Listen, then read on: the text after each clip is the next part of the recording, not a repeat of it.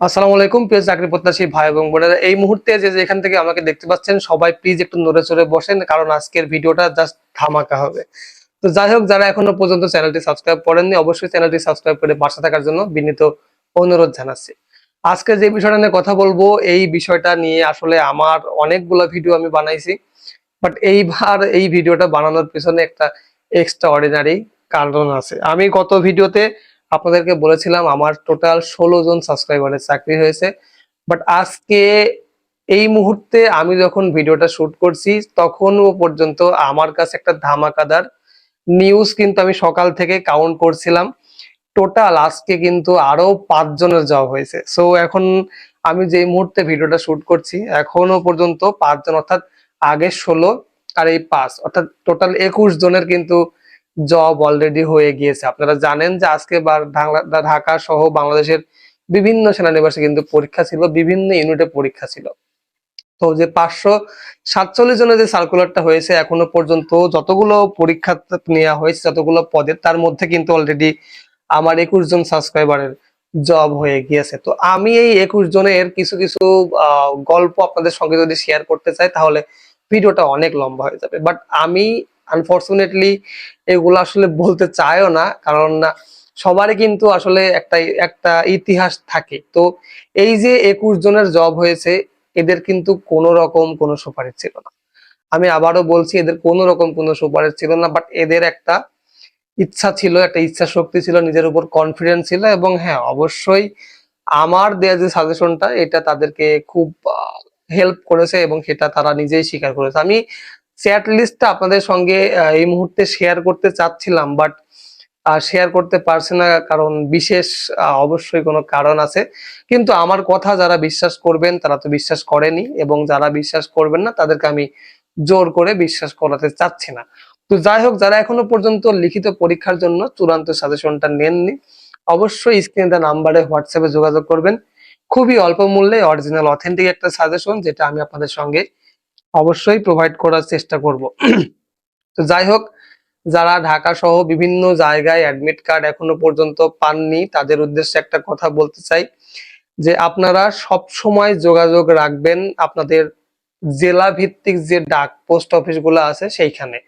আপনারা নিজের আশেপাশে যে ডাকঘর আছে এইখানে আপনারা আসলে সবসময় অ্যাডমিট কার্ড পাওয়ার জন্য ঘোরাফেরা করেন, যার কারণে কিন্তু মিসিং হয়। গত ভিডিওতে বলেছিলাম যে 7 তারিখের পরীক্ষার অ্যাডমিট কার্ড কিন্তু 15 তারিখে পাচ্ছে, এবং আজকেও কিন্তু একটা ঘটনা আমি এই মুহূর্তে জানতে পারলাম। 13 তারিখে যে কুমিল্লাতে পরীক্ষা ছিল, উনার বাড়ি পঞ্চগড়ে, উনি কিন্তু অ্যাডমিট কার্ড পেয়েছে এই যে আজকে, অর্থাৎ 18 তারিখে। তো 5 দিন পরে অ্যাডমিট কার্ড পাওয়ার কারণে কিন্তু সে আর পরীক্ষায় অংশগ্রহণ করতে পারলো না। এই যে পরীক্ষায় অংশগ্রহণ করতে না পারলে কি হয় জানেন, একটা সময় পরে নিজের ভিতরে হীনমন্যতা কাজ করে, অর্থাৎ আপনি ভেঙে পড়বেন নিজের থেকেই, যে এত আশা এত ভরসা নিয়ে আপনি এটা অ্যাপ্লিকেশন করলেন, পরীক্ষা দিবেন, পরীক্ষা দেওয়ার পরে না বোঝা যেত যে কি হবে না হবে, বাট আপনি সেই পরীক্ষা দেওয়ার সুযোগটাই পেলেন না। এই জন্য আমি আপনাদেরকে রিকোয়েস্ট করি বারবার যে অবশ্যই আপনারা আপনাদের যে জেলা পর্যায়ে যে পোস্ট অফিসটা আছে সেইখানে বেশি বেশি করে যোগাযোগ রাখবেন। সেইখানে ডাক পিয়ন যারা আছে তাদের সাথে ভালো একটা গুড রিলেশন তৈরি করবেন, যাতে চিঠি আসা মাত্রই তারা আপনাদেরকে নক দেয়। আরেকটা কথা আমি অবশ্যই আপনাদের সঙ্গে একটু শেয়ার করতে চাচ্ছি, সেটা হচ্ছে যে যারা এখনো পর্যন্ত পরীক্ষা দিয়েছেন, রেজাল্ট আসেনি, যদিও আমার এইটা বলতে সত্যিই খুবই কষ্ট লাগছে মনের মধ্যে। অনেক ভাই এবং অনেক আপুরা আছেন যে বুক বেঁধে আছেন, আশায় আছেন যে পরীক্ষার রেজাল্ট আসলে হইছে কিনা। তো আমি একটা বেসিক ধারণা আপনাদেরকে একটু দিতে চাই। দেখেন, ধরেন যে একটা মাঠে 100 জন পরীক্ষার্থী ছিল এবং সেই 100 জন পরীক্ষার্থী লিখিত পরীক্ষা দিয়েছে। তো এই লিখিত পরীক্ষা দেখার জন্য 100টা খাতা দেখতে কতদিন সময় লাগতে পারে? সর্বোচ্চ 72 ঘন্টা, অর্থাৎ 3 দিন। এখন আমি যেটা বোঝাইতে চাচ্ছি, 3 দিন বা 5 দিনের মধ্যে যদি কোনো ভাই ব্রাদার পরীক্ষা দিয়ে রেজাল্ট না পান, তাহলে ধরে নেবেন যে আপনি লিখিত পরীক্ষায় টিকতে পারেননি। গত 7 তারিখে যে রাজেন্দ্রপুর পরীক্ষাটা হয়েছিল সেইখানে রেজাল্ট আপনারা অনেকেই পাননি। অনেকেই আমার স্ক্রিনে দেওয়া যে হোয়াটসঅ্যাপ নাম্বারটা আছে, আপনারা যেখান থেকে সাজেশনটা আমার কাছ থেকে নিয়ে থাকেন, সেইখানে আপনারা কিন্তু আমাকে জিজ্ঞেস করেন যে ভাই রেজাল্ট হয়েছে কিনা। দেখেন, এটা একটা বেসিক নলেজ যে 72 ঘন্টা অথবা 5 দিনের মধ্যে যদি কোনো রকম কোনো SMS বা কোনো ফোন কল না আসে ইউনিট কর্তৃপক্ষের কাছ থেকে, তাহলে ধরে নেবেন যে ইউ আর ডিসমিস, আপনার আর কোনো সুযোগ নেই বা আপনি টিকতে পারেননি। তো আমি আপনাদেরকে রিকোয়েস্ট করছি, হাত জোর করে রিকোয়েস্ট করছি যে আমার কথায় কষ্ট পাবেন না। যারা এখনো পর্যন্ত রেজাল্ট পাননি, রেজাল্টের নিয়ে আর আশা করার দরকার নেই। আপনারা জানেন যে আমি ভিডিওর প্রথম যখন ভিডিও বানাই এই নিয়োগে, তখন কিন্তু আমি আপনাদেরকে বলেছিলাম যে আপনারা একাধিক পদে আবেদন করেন। বিভিন্ন ইউনিটে বিভিন্ন জায়গায় আপনারা অ্যাপ্লিকেশন করেন। একবার না পারিলে দেখো শতবার, এরকম একটা কবিতা আছে ছোটবেলায়, হয়তোবা আপনারাও পড়েছেন আমার মতো।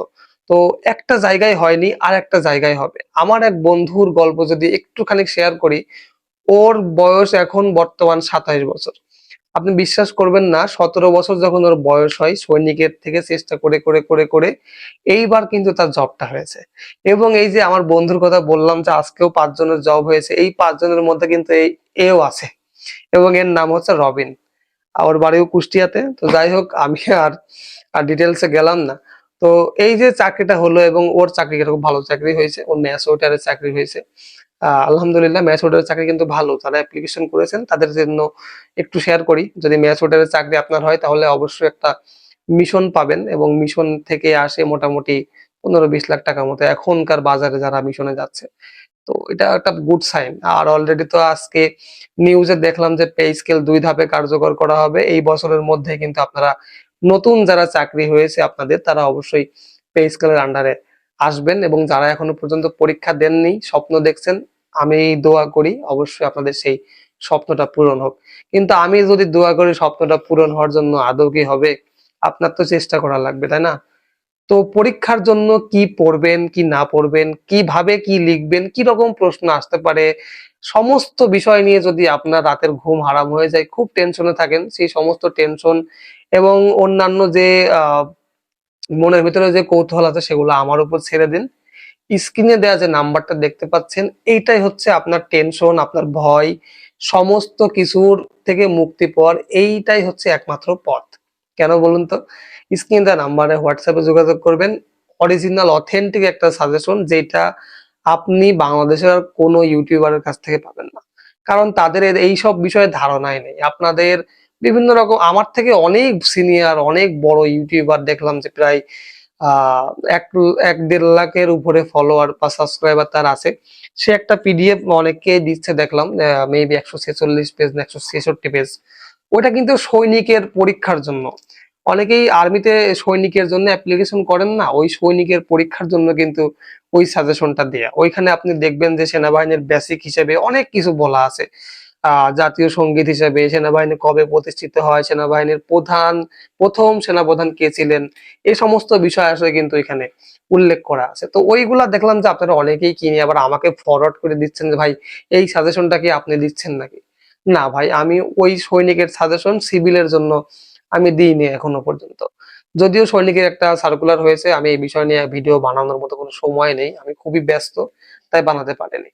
তো যাই হোক, ওই বিষয়টা বাদ দেন। যারা ওই সাজেশনটা কিনেছেন, এখনো পর্যন্ত যারা কিনছেন, আমি ওই ভাইয়ের নামটা বলছি না, বাট উনি খুব ভালো ভিডিও বানায়, সব ধরনের চাকরির আপডেট কিন্তু আপনাদেরকে দেয়। তবে আপনারা নিচ্ছেন ওটা শুধুমাত্র সৈনিকদের ক্ষেত্রে প্রযোজ্য হয়, সিভিলিয়ানদের ক্ষেত্রে বা অসামরিকের ক্ষেত্রে কিন্তু ওই সাজেশনটা কোনো কাজে আসবে না। আমি যে সাজেশনটা দিচ্ছি 123 পেজের একটা সাজেশন, সেই সঙ্গে ভাইবা এবং নমুনা পরীক্ষার জন্য, নমুনা প্রশ্নের জন্য আরো 29টা পেজ দিব আপনাদেরকে। টোটাল 2টা ফাইল দিব, এবং এটা খুবই অল্প মূল্য, আপনার একদিনের হাত খরচ হতে পারে। তো এই বিষয় নিয়ে নো কম্প্রোমাইজ। ভালো জিনিস বা অথেন্টিক জিনিস আসলে সবার কাছে থাকে না।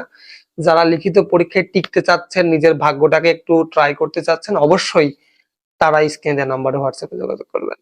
তো যাই হোক, আজ আর বেশি কথা বাড়াবো না, ভিডিও অলরেডি বিশাল লম্বা হয়ে গেছে। যদি ভিডিওর মাঝে কোনো কথাবার্তায় আপনাদের মনে কষ্ট দিয়ে থাকি, অবশ্যই ক্ষমা সুন্দর দৃষ্টিতে দেখে এই অধমকে ক্ষমা করে কৃতার্থ করিবেন। তো যাই হোক, পরবর্তী ভিডিও দেখার আমন্ত্রণ জানিয়ে আমি রাজ আজকের মতো এখানে বিদায় নিচ্ছি। সবাই ভালো থাকবেন, সুস্থ থাকবেন। আল্লাহ হাফেজ।